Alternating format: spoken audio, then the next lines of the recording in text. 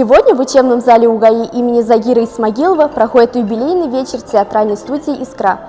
Давайте посмотрим, чем же на этот раз удивят своих зрителей ребята. В переводе с башкирского языка «Оскон» переводится как «Искра». Театральный коллектив «Оскон» был основан в 2012 году по инициативе студентки ФБФЖ Альфиной Хамзиной. За 5 лет студия получила огромное количество наград и побед.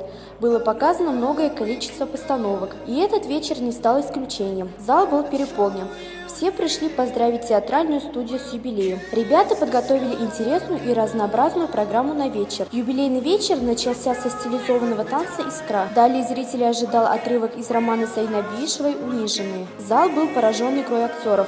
Ребята смогли дотронуться до души каждого присутствующего в зале. Также показали фильм Рустама Шайхутдинова «Сирота», в котором принимали участие воспитанники студии «Оскон». После антракта зрители ожидал спектакль по пьесе Зайниева «Сегодня солнце не взойдет», в котором были остро подняты проблемы наркомании. Вечер завершился песней «Будь таким, как есть». Судя по бурным овациям, зрители были в восторге от постановок театральной студии «Оскон». Ребята, хоть и не обучаются профессионально театральному искусству, они ничем не хуже актеров, которые играют на большой сцене. Да. Это для нас большой праздник. У Башгосуниверситета есть такая изюминка.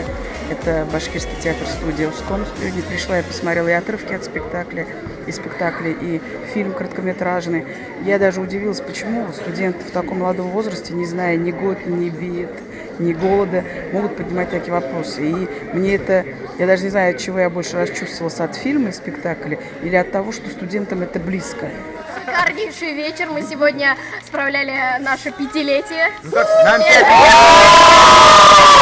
Мы думаем, что у нас все получилось. Все те цели, которые мы себе поставили. Не, мы надеемся, что... Да, мы реализовали, да? А еще хотим сказать, что мы одна большая, дружная семья! Азалия Гизатуллина, Динар Халимов, специально для Правком ТВ.